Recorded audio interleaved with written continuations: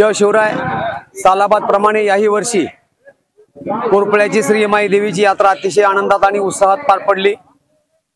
संपूर्ण महाराष्ट्रामध्ये एक वेगळ्या पद्धतीची यात्रा या महाराष्ट्रामध्ये साजरी झाली आणि या यात्रेचं वैशिष्ट्य जर म्हणलं तर आमची ही यात्रा सर्वात महत्त्वाचं म्हणजे डिजिटल मुक्त यात्रा आणि डॉल्बी मुक्त यात्रा आणि दारू मुक्त यात्रा ह्या तिन्ही गोष्टी करत असताना गावचं एकीकरण, गावची ताकद आणि सर्व तरुणांच्या माध्यमातून आम्ही यशस्वी प्रयत्न करत आहोत।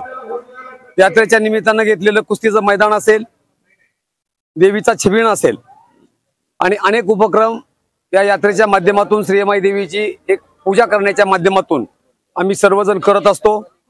आणि आम्हाला एकच आदर्श घालून द्यायचा होता की या संपूर्ण महाराष्ट्रामध्ये डिजिटल मुक्त, दारू मुक्त आणि फ्लेक्स मुक्त जर यात्रा करायची असेल तर ती होऊ शकते, परंतु त्याला एकच महत्त्वाचं आहे की माणसाच्या मानसिकतेमध्ये बदल घडत असतो, तो घडवणारी माणसं पाहिजे, ते घडवणारं गाव पाहिजे। म्हणून महाराष्ट्रामध्ये अतिशय मोठ्या प्रमाणामध्ये श्रीमाई देवीची यात्रा उत्सव साजरा केला जातो।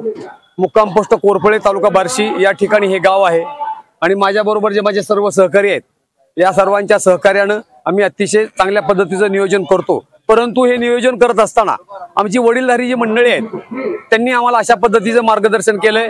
त्याच्यामध्ये या कोरपळे गावचे ज्येष्ठ नेते कौरप्पा माने असतील, सतीश इंगळे असतील, विश्वनाथ तिकटे असतील, बाबर कंपनी असेल, अनेक लोकांचं योगदान ह्याच्यामध्ये फार मोठं आहे आणि त्यांचं एकच सांगणं आहे की यात्रा ही विना पार पाडता आली पाहिजे, यात्रेमध्ये कुठेही भांडण तंटा झालं नाही पाहिजे आणि अशा पद्धतीची यात्रा साजरी करण्याचा मंत्र त्या लोकांनी दिल्यामुळे आणि आज आमची जी पंच कमिटी आहे, मी सर्वांचीच नावं घेत बसण्यापेक्षा आता जी आमची जी पंच मंडळी आहे त्यांचा कारभार अतिशय प्रामाणिक आणि पारदर्शकपणे आहे। संपूर्ण गावाला आम्ही विश्वासात घेतो। गावाने दिलेल्या पैशाचा पैसा हिशोब आम्ही त्या ठिकाणी देतो आणि त्यांनी डिमांड केलेले कार्यक्रम आम्ही घेतो। आज महाराष्ट्रामध्ये कुस्तीसारख्या क्षेत्रामध्ये नावाजलेलं गाव आहे।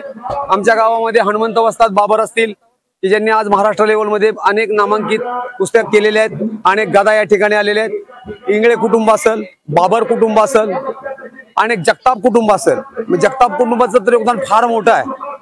40-50 वर्षापूर्वी जर आमचे कोरपळीचे मल्ल कुठल्या फडावर जायचे असतील तर जगताप पैलवानाचं नाव घेतलं जायचं।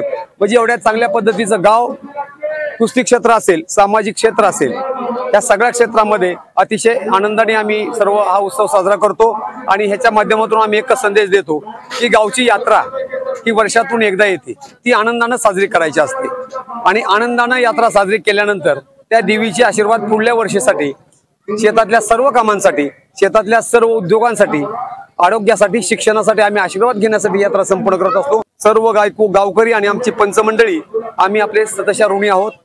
जय हिंद, जय महाराष्ट्र।